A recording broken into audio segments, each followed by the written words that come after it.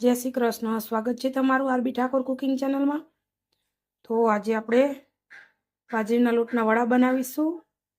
એના માટે મેં અહીંયા બાજરીનો લોટ લઈ લીધો છે અને મેં 3 મોટી ચમચી લસણ સૂકું અને લીલા મરચાં ખાંડીને લીધા છે અને હવે આપણે એમાં મસાલા કરીશું।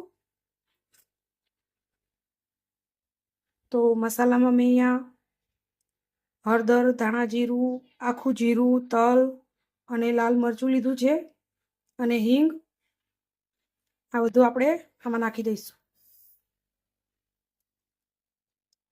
અને મેં લસણ ટીચ્યું એટલે એમાં સ્વાદ પ્રમાણે મીઠું નાખ્યું હતું, જેનાથી આપણું લસણ સરસ ટીચાઈ જાય છે એટલા માટે। એટલે મીઠું હવે નહીં નાખવું, કદાચ આપણને ઓછું લાગે તો પછી આપણે નાખી શકીએ છીએ એટલા માટે।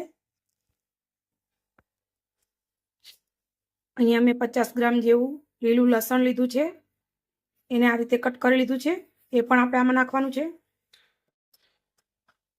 જો તમારે અહીંયા મેથી લીલી નાખવી હોય તો પણ નાખી શકો છો, પણ હું અહીંયા નથી નાખી રહી। આપણે આ રીતનો લોટ બાંધી લીધો છે, બહુ કઠણ પણ નહીં અને ઢીલો પણ નહીં એવો। અને હવે આપણે નાના નાના લુવા વારીશું, જેવા કે આપણે વડું જેવું નાનું મોટું બનાવવું હોય એ પ્રમાણે।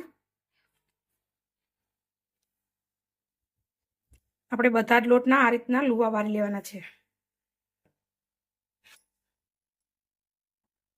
આપણે બધા લુવા વારી લીધા છે આ રીતે અને હવે આપણે એના વડા બનાવીશું।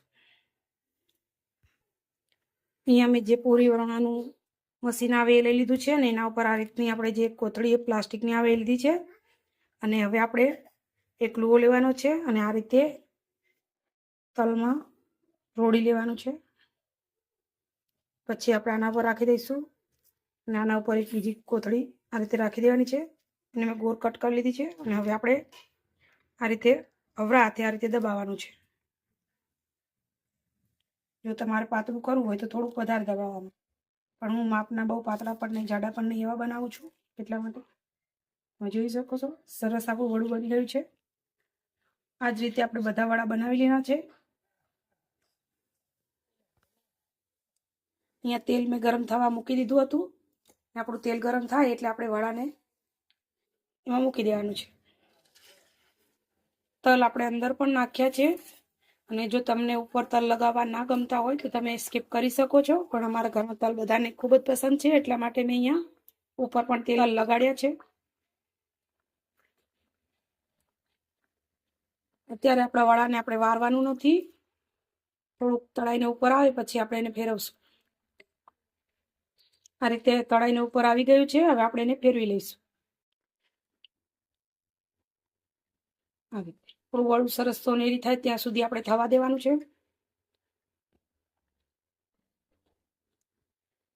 વડું સરસ થઈ ગયું છે, તમે જોઈ શકો છો। હવે આપણે એને કાઢી લઈશું। આ જ રીતે આપણે બધા વડા બનાવી લેવાના છે। આપણે બધા જ વડા આ રીતે તળી લીધા છે। ચલો હવે આપણે એને ગરમા ગરમ સર્વ કરીએ।